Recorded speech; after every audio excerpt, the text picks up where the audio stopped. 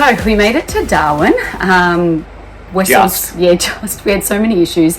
And the worst issue, of course, was we had one of our crew made it through the Gulf perfectly fine, no seasickness or anything, and decided that he was going to be sick, poor thing, all the way from Wessels into Darwin. So it was nearly like probably a week and a half of him being just under the weather. Yeah, poor thing. I mean, not vomiting and not off his food, but just feeling great. Just had no energy, exhausted. Every time he sort of got up, he was really quite dizzy and disoriented. So effectively, he was not really much help, and rightly so, for that last stretch into Darwin. And then his partner was obviously looking after him as well. So, she was preoccupied with that, which you don't blame him. So let's get on to broken boat parts. Broken boat parts? Yeah, breaking boats. Okay, is that... What else happened that we haven't discussed? The Code Zero. Oh, okay, yes. So we're bashing down from Cape Don into Darwin, trying to get Lucas sort of back as... Yeah, because of him being... Yeah. We just wanted to get him on dry land. Sailing when we shouldn't be, and we shouldn't have been... The disappointment on his face every time we couldn't get to the destination we were hoping to get to because the wind and swell was so against us. It was and this horrible. Is the worst part. From the Cape, northernmost point of Australia, down to Darwin. Oh, it's a nightmare. The currents are bad. The You've got winds everything are all over against the place. You can't. So we must have picked the worst day to do one of the legs. We had one nice day that we decided to only sail for about 4 hours, so we could stop. And because he wasn't well, we wanted to stop. Yeah, and then we should have kept going. And then the next day, when we shouldn't have been going anywhere, we did so. We were beating into 30-knot winds. Swell was behind us, wind was in front of us, so the peaks of the waves, so we were smashing into that. I just got a head sail up, trying to get some wind angle to sail, but motor's on, and Jess says, I can, is the Code Zero one for... It was a little rough, and I was inside. I looked out through these windows, which you can see aren't the greatest view, and I thought, I couldn't quite tell. It just didn't look right to me, so I let you know. And then from my vantage point up in the, I've got the mast in front of me with the head sail and pulled in tight because the wind was sort of 60 degrees in front of us. And I sort of put my head around, and we're being tossed around. It was waves and it was everything really everywhere. Rough. That's what we were doing, poked my head around, and I just looked at where the Code Zero, it furls, and then the ropes sort of wrap around it. And I looked at it and thought, oh no, it looks fine. It's not flapping. Ropes are tight, whatever.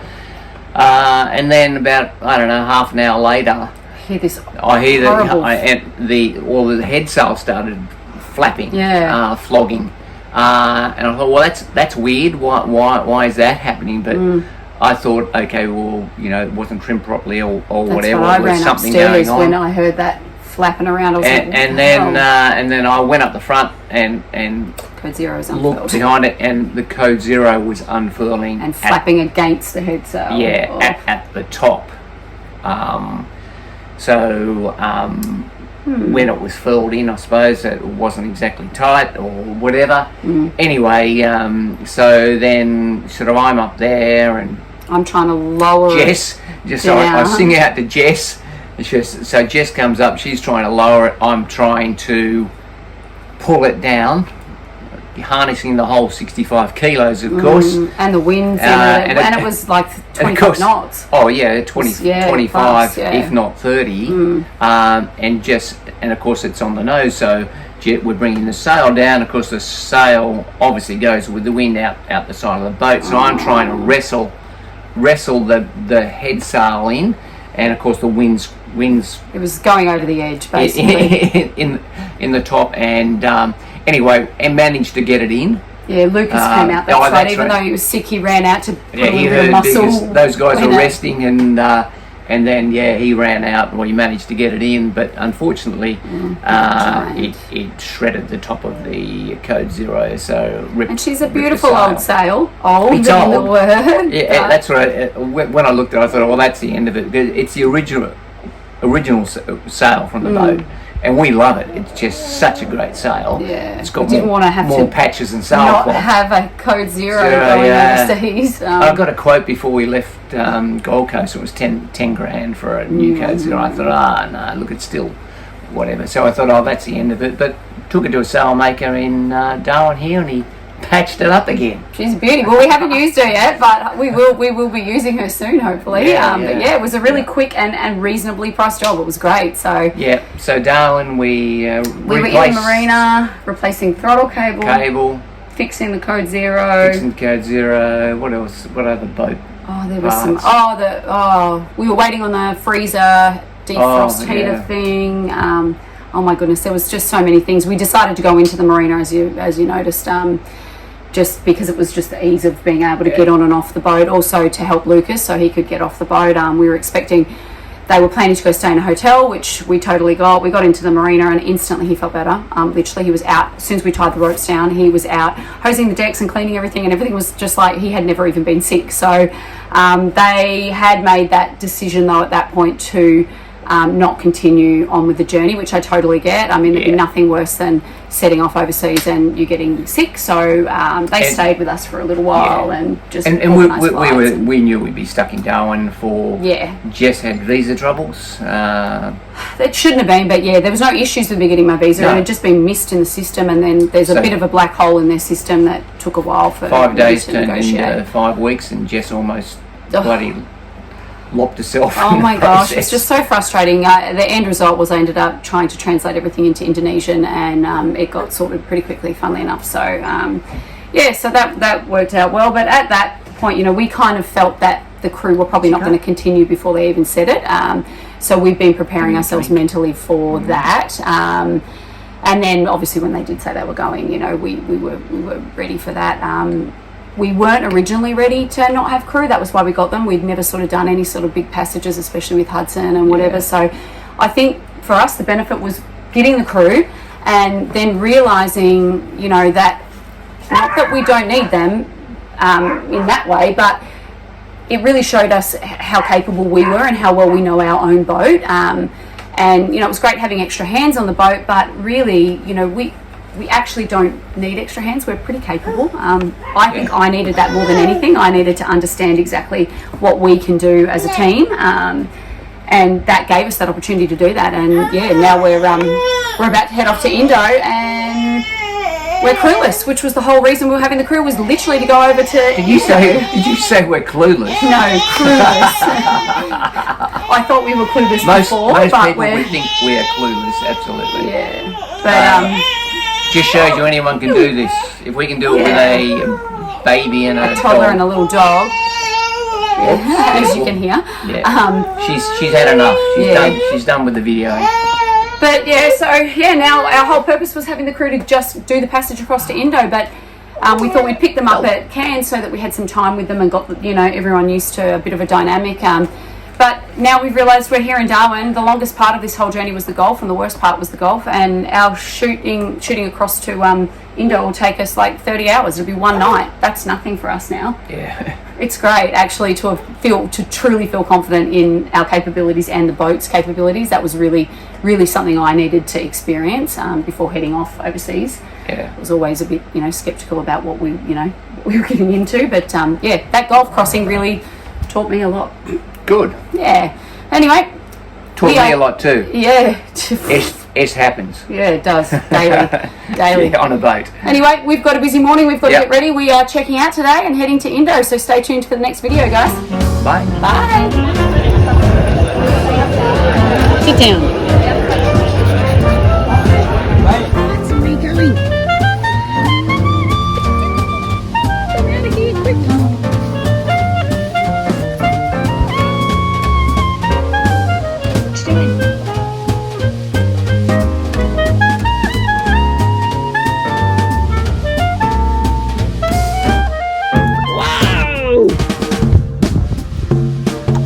Careful.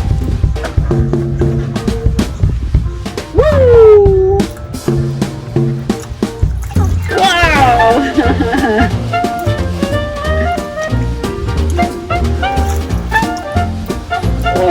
good day. Want me to throw them back to you? Ready? Oh, I missed.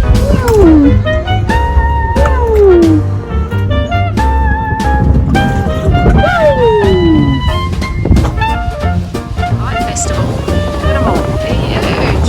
Hey, Hudson, what did you get? Mark, what did you get? Wow. There you go, we'll go. Ooh, it is hot. Oh, isn't it? So many kites. I think it's slushy time. There's lots of things to do. Woohoo! Keep it going. It is. Woo! Go then.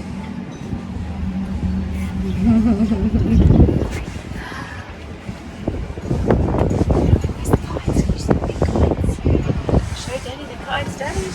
The kites are everywhere. Look, they're everywhere. Oh, I'm just going to zoom up here. Oh, the beautiful kites.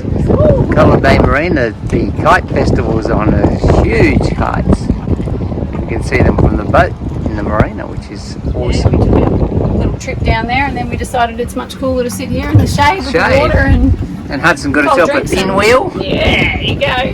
She loves it. Make sure we blur her out.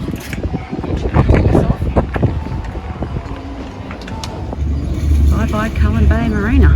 Gates are shutting. And these ones will open. Bug's been woken up from her slumber, eating her berries, being a very good girl. And now the front gates are opening. We've managed to time this one for high tide rather than low tide like last time.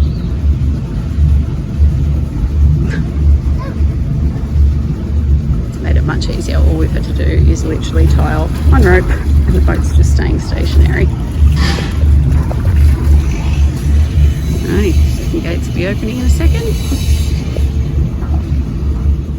And they're opening.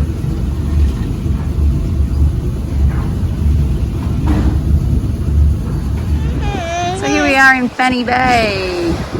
Left the marina, we're anchoring here till our last pieces of the puzzle arrive, which should hopefully either be the end of this week or next week, and then we are out of here. The tides are quite prolific here, so they're like up and down and quite big. We've managed to time this one almost on the high, so we've got about an hour and a half and it won't have like it'll go up and then back down to about where we are now, so it's a bit of a mission. As you can tell, Paul Craig's half soaking wet and yeah, he's been out there for about 10 minutes trying to sort that out. But tomorrow we've got about 8 hours where the tide doesn't change much. So they do have really big ones and then they have these ones that barely move at all. So tomorrow we'll come in here and there's like a place up here with a pool. It's like a boat trailer bar. And then you've got the yacht club up here, so we can use all these facilities. We'll come and spend most of the day in here tomorrow, but nice calm day out there. Yes, Hudson, she wants to get down and walk, which I've promised her she can. We just have to wait. We did bring Boo Boo ashore, which is always fun. He doesn't understand that. He needs to just chill for a bit, but anyway, we'll go explore. Hudson, what are you doing? Are we at Fannie Bay? We're at the Trailer Boat Club, which is pretty cool. It's all over there. Just had a bucket of prawns. And Hudson's fine-tuning her swimming skills.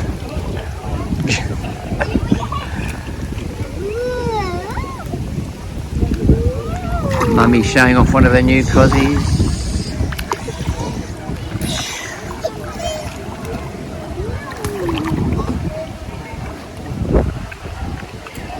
It's nice in the pool, I have to say, considering you can't swim out there. Or you can swim, you just wouldn't want to. This is a great establishment. Yeah, we'll spend a couple of days here while we're just waiting for our last parcel to arrive, and hopefully, today's Saturday, hopefully it will clear out on Wednesday. Yeah, and actually tomorrow here is the family fun day. So there's going to be like... Come in and check that out. Yeah, lots of stuff going on, so that's going to be a big day tomorrow.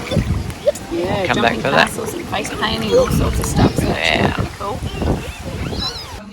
Final preparations for leaving. So just about to head out and pick up a couple of parcels, get some Indonesian rupee, a few other bibs and bobs. So just getting the scooter ready. Pop that in the dinghy. So I've got my backpack, my helmet. Head into shore there, moor the dinghy, and head off scooting into town. So really handy, the scooter. I actually took the sail to the sail maker on the scooter, so this great big sail and a sail bag. Yeah, it's very handy for commuting around places like this, and hopefully we'll use it a fair bit over in Indonesia if we have to dash somewhere and get something. But anyway, beautiful day here, very hot, no wind, but I better get going. Okay, back from my scooting trip, quite an expedition, that one. So but anyway, got everything. We've got our flags, our next 3 stops: Indonesia, Malaysia, Thailand, so that should get us out of trouble. It's always courtesy to show flags. Got some 4 million Indonesian rupiah, which sounds like a lot. It's actually 5 million, but it's only about $500. Got your heating element for got the heating element for our brand new freezer. Bought a brand new freezer, a commercial freezer. That one there worked for about 2 months. Now I have to defrost it with a hairdryer every 3 days, or else it won't go above -7 degrees. When we usually have it on -15. So there you go. Got rid of the 17-year-old one, which was working well, but I thought, oh well, let's get it sorted out before we go, so we won't have any problems. And I've had nothing but problems with that damn freezer. This is the brand here. The fridge works okay. Yeah. The freezer's basically a cupboard. This is the new heating element that they sent us in Darwin, so we'll try that and see if that works. Who knows? So we're still in Darwin. We're in Fannie Bay at the moment, but we've had to wait, well, originally for my visa, but also a freezer part, which Craig talked about. So while we were waiting, I figured there was probably a few extra things that we should try and get, because I guess Indo probably doesn't have as much access to things as Australia. So one of the big things was for Boo Boo, because you've seen his old life jacket. It's like, it's cute, but it's just not functioning anymore because he's got so much floof. It's got Velcro around the neck, and the Velcro just isn't sticking, and it just sits out like this. So I'd been searching everywhere to try and find a life jacket that didn't have Velcro around there, and I found these guys. They're based on the Gold Coast. So this particular life jacket, as I'll take this out and show you, doesn't have the Velcro neck piece. So basically you can put that on him and you tighten it with this straps to whatever his neck is. So we don't have any Velcro on this anymore, so it's awesome. Just the clips, and it's actually fluoro yellow, so that if he does fall in the water, we will see him rather than his cute little blue one. So it looks really quite comfy, like it's nice around his midsection, and it's got, you know, the usual, the hook on a lead or whatever. So yeah, so that's Boo Boo's new attire for our sailing. And while I was on there, I found a few extra things. So he's got his bowls outside, and we keep kicking them, and they're just getting yucky and whatnot. So they had this thing, which was like a roller bowl. So it's basically, it just folds out to like a big silicone tray, and you just put your water and your food in here once it flattens out, and then he can have his water in that, and it's easy to clean because he makes a mess. He sticks his beard and everything, and then it splashes all over the place. So hopefully this will catch most of it, but it's silicone. We can store it away when we're not using it, and hopefully if you kick it like Craig and I do regularly, you won't actually hurt yourself or startle yourself, because it's that. He's very excited.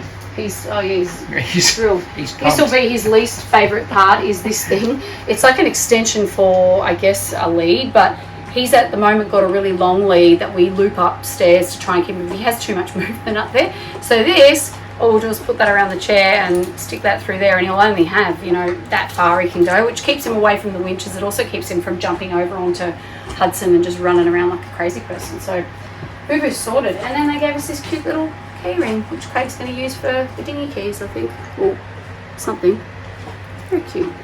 Anyway, that's Boo Boo's haul, and then I'll show you some other stuff we got. So, I got drone envy. We had our crew on, and they had a DJI Mini 3, I think it was. Pros 3. Yeah, and they sent it up in all sorts of winds. The thing was so fast, the pictures were amazing, and just so much easier to use. And our drone's quite old, and we're too scared to put it up in even light winds, really, like, in all fairness. So we figured while we were over there, and they were meant to be coming with us, but obviously they're not. So it was like, I think maybe now I need to get a drone. So I had to go and do some research online and get a drone. Poor Hudson's just sitting there. She doesn't know, she's playing with all the things. It's very hot. So anyway, we upgraded and we got ourselves the new drone Mini Pro 4. And it came with like a special pack, so it's got everything. Like the remote controls actually got a screen, rather than before we clipped our phone in. So that's got a screen. We got the Pro Plus pack. Yeah, she loves the drone. She thinks it's like a mini helicopter. A mini helicopter. She loves helicopters. Yeah. So it came with 3 batteries, this pack, and a battery charging dock, which we didn't have before. So we had about 10 minutes of fly time with the old battery on the other one, and we had to charge it in the drone. But this came with 3 plus batteries, which is like 47 minutes each battery, and you just charge it in the dock, so we can change them over quickly rather than before plugging it in. You can charge it in the drone, but yeah, why would you when you've got this? So that's the most exciting part, I think, is that. And then obviously this remote is yeah, I was saying it's much nicer, the screen. Yeah, I don't have to put my phone in and worry about fumbling around and your phone doing other things while you're trying to fly. Exactly. So yeah, so it's all just controlled from this. So yeah, each battery, I think that they said 47 minutes fly time, plus then you've got it goes up in it goes like 4 kilometers in up and like 20 kilometers away. So it's pretty hectic. And flies in like 35 knots. Yeah, 35 knots or 60 kilometers or something like that. So yeah, I got drone envy and we've done it now. So I really can't wait to use that, because they're always the best photos, because you can see what it looks like from up there. Like we see it off the boat, we look out, but when you're trying to take it with a normal camera, it just doesn't quite work out. We probably have done overkill with our camera collection. I think we just need to start using them more. I'll do a whole segment on all of our video stuff that we have downstairs. Literally all that whole wall is full of different various cameras, 360 ones, vlogging, expensive vlogging cameras, waterproof cameras, video cameras, you name it. We've sort of got everything. It's very expensive. We also had to get a fishing rod. So we got a big heavy duty overhead one for trolling, but you can cast and do everything with it. So we didn't want to have 50 fishing rods on the boat for all the different types of things, so we've tried to get one that we can use for lots of different stuff. We have big hand lines as well, which we'll probably use most of the time for trolling, but we do want to actually hopefully catch fish while we're on anchor as well. And this is the beast to do it. I thought you were talking about me. Yeah, you are the beast to do it. No. It's my job, the fishing, apparently, so I'm in charge of catching us our dinner. When we run out of our traditional food, it's on me. God, we'll be eating rice. Yeah, rice and veggies, not even. Oh, what is it, bud?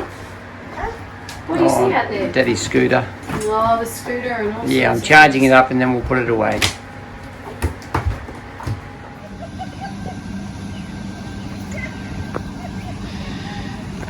Just done the last bit of shopping here.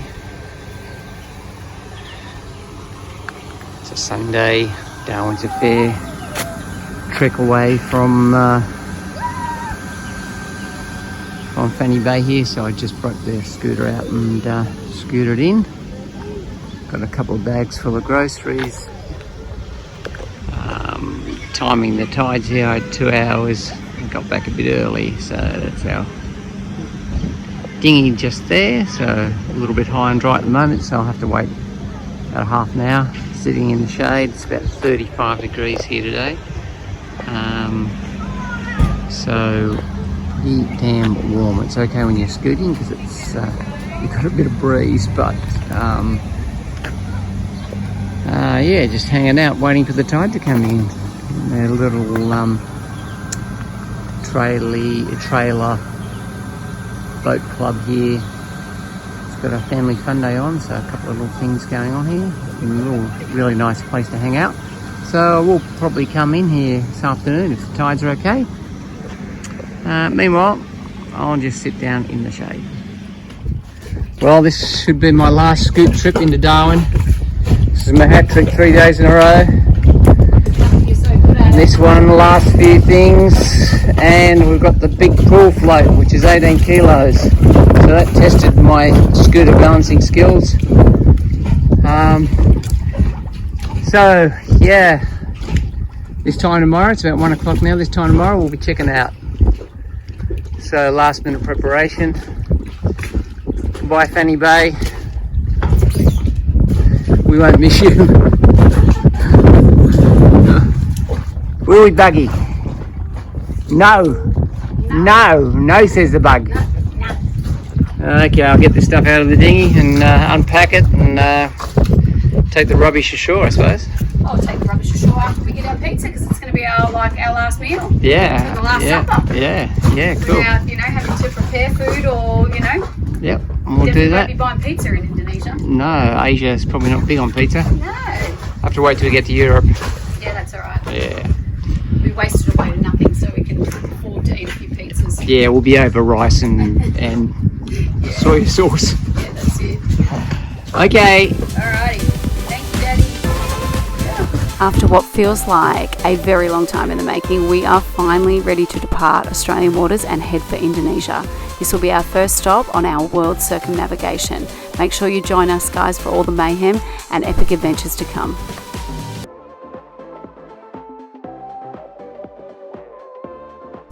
Thank you for watching, and please support us by clicking the subscribe button below.